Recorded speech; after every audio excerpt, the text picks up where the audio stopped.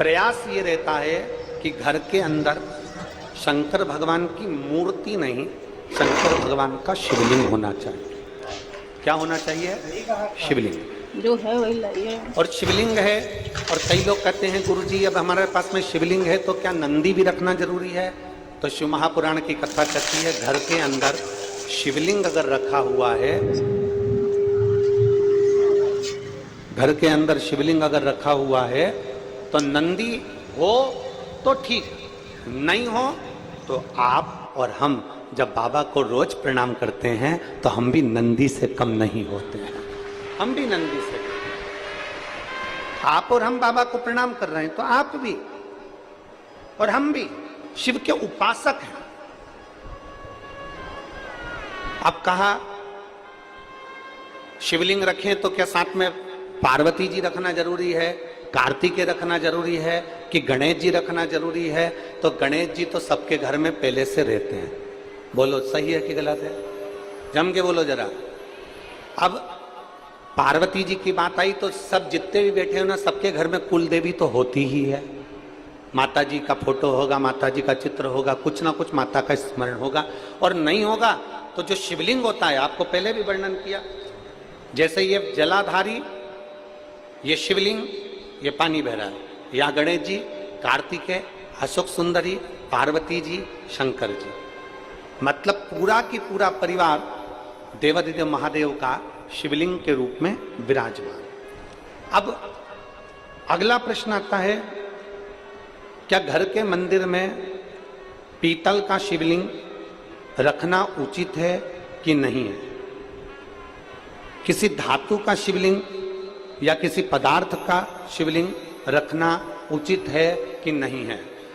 देवादिदेव महादेव की पवित्र कथा कहती है, यदि आप अपने जीवन में एक बार लिंग शिव महापुराण अगर सुनेंगे या लिंग पुराण को आप पढ़ेंगे, बाजार में से लाकर गीता प्रेस की लिंग पुराण का अगर वर्णन करेंगे तो उसके अंदर या शिव महापुराण के अंदर वर्णन किया गया, भगवान विष्णु, लक्ष्मी जी, इंद्रदेव, वरुण देव, गरुण देव, 33 कोटि देवी देवताओं ने सबने अपने अपने अनुकूल शिवलिंग का निर्माण किया। किसी ने पीतल का, किसी ने लकड़ी का, किसी ने पार्थिव का, किसी ने मोती का, किसी ने चांदी का, किसी ने तांबे का, किसी ने लोहे का, किसी ने माखन का, किसी ने दही का, किसी ने अन्य अन्य तरह के शिवलिंगों का निर्माण किया है। तो शिव पुराण कहती है तुम्हारे घर में अगर पीतल का शिवलिंग है तो भी रख सकते हो, धातु का शिवलिंग है तो भी रख सकते हो, मट्टी का शिवलिंग है तो भी रख सकते हो, चीनी का शिवलिंग है तो भी रख सकते हो, लकड़ी का शिवलिंग है तो भी रख सकते हो, पत्थर का शिवलिंग है तो भी रख सकते हो,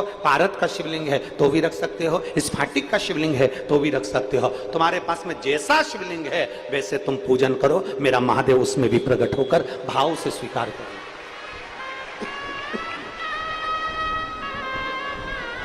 उसमें कोई भेद नहीं है कि हमको ये शिवलिंग रखना है कि वो शिवलिंग रखना है, कि ये शिवलिंग स्वीकार करना है कि वो शिवलिंग स्वीकार करना, उसमें कोई भेद नहीं, उसमें कोई भेद नहीं। जो शिवलिंग आपके पास में आप उसका पूजन करें, जो शिवलिंग आपके करीब में आप उसकी आराधना करें, जो शिवलिंग आपके नजदीक में है आप उसकी आराधना करिए, आप उसका पूजन करिए।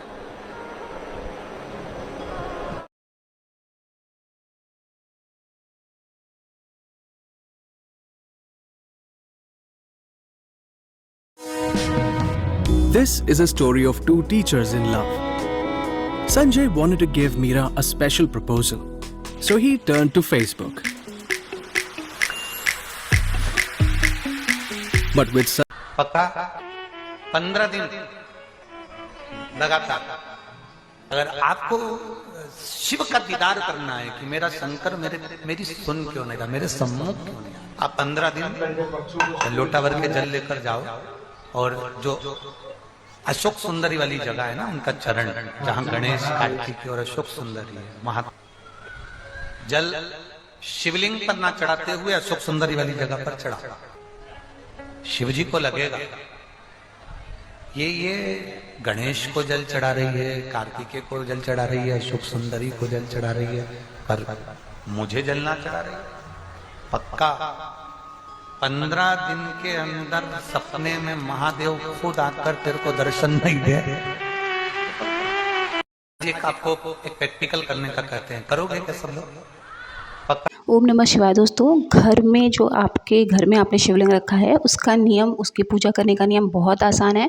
आप साधारण रूप से जैसे आप स्नान कराते हैं भगवान को, गंगा जल की बूंदें डालकर शुद्ध जल से उनको स्नान कराइए, बेलपत्र पर उनको विराजमान करिए और जितना उनका श्रृंगार आप करना चाहें उतना आप कर सकते हैं। भोग में आप उन्हें कुछ भी चढ़ा सकते हैं, फल, मिश्री या जो भी आप चढ़ाना चाहें। आप घर का कुछ बना हुआ चढ़ाना चाहते हैं तो भी आप चढ़ा सकते हैं। इसके अलावा अगर आपको धतूरा, शमी पत्र ये सब कुछ मिल जाए तो भी आप चढ़ा सकते हैं, लेकिन प्रतिदिन इनको नहीं चढ़ाना चाहिए।